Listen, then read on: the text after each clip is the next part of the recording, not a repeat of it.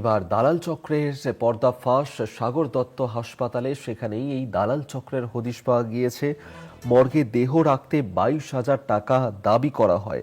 টাকার দাবি হাসপাতাল কর্মী। আর এই ঘটনাতেই সরব বিধায়ক।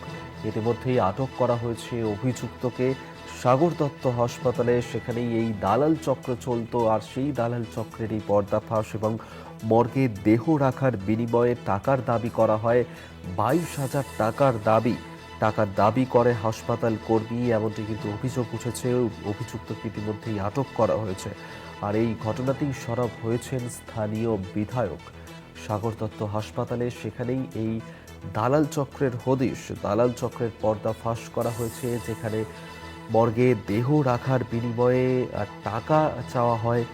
22,000 টাকার দাবি করা হয় হাসপাতাল কর্মীর বিরুদ্ধে, এমনই অভিযোগ। আর এই ঘটনায় সরব হয়েছেন বিধায়ক।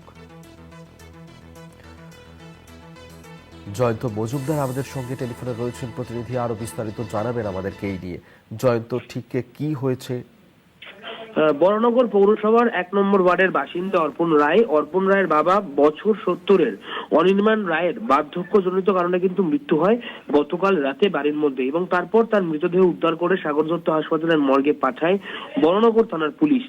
আর সেই সাগর দত্ত হাসপাতালের মর্গে রাখা ওই মৃতদেহ প্যাকিং করার জন্য ছেলে অর্পণ রায়ের কাছ থেকে 22,000 টাকা দাবি করে ওই সরকারি হাসপাতালের কর্মী আকাশ মল্লিক, এমনটা কিন্তু অভিযোগ। আমরা বলছি 22,000 টাকা দাবি করে শুধুমাত্র মৃতদেহকে প্যাকিং করবে বলে আকাশ মল্লিক, এমনটা কিন্তু অভিযোগ। অসহায় হয়ে প্রতিবন্ধী যুবক এরপরে কি করে, অর্পণ রায় যোগাযোগ করে সরাসরি কামারহাটির বিধায়ক মদন মিত্রের সঙ্গে, এবং তারপরে কিন্তু মদন মিত্র সাফ নির্দেশ দেয় যে কোনো রকম দালাল চক্র কিন্তু চলবে না। এবং গোটা ঘটনার পরিপ্রেক্ষিতে ইতিমধ্যেই যেমনটা জানতে পারা গেছে, আউটপোস্ট যে রয়েছে সাগর দত্ত হাসপাতালে, সেই আউটপোস্টে কিন্তু গোটা ঘটনার বিষয়টি জানানো হয়।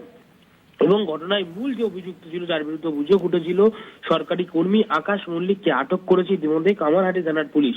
আর প্রতিবন্ধী ছেলের বাবার মৃতদেহ মর্গে রাখার জন্য সরকারি কর্মী এত পরিমাণে টাকা চাওয়ার এই যে ঘটনা রয়েছে, এই ঘটনায় বিধায়ক মদন মিত্র নিজে সরব হয়ে বলেছেন যে কোনো রকম ভাবে এই জোর জুলুম বা দালাল চক্র কোনো রকম ভাবে চলবে না। দিনের পর দিন সাগর দত্ত মেডিকেল কলেজ এবং হাসপাতালে এইভাবেই যে গরিব মানুষদের উপর যে জোর জুলুম চলছে, দালাল চক্র চলছে, তার বিরুদ্ধে তিনি বারংবার রুখে দাঁড়াবেন তার কাছে খবর পাওয়া মাত্রই। এবং বিধায়ক মদন মিত্র কিন্তু রুখে দাঁড়িয়েছেন, যার কারণে কিন্তু আজ এই অসহায় ছেলে 22,000 টাকা এই যে দালাল চক্রের যে ফাঁদে পড়তে কিন্তু সেই অসহায় প্রতিবন্ধী ছেলে কিন্তু বেঁচে গিয়েছে।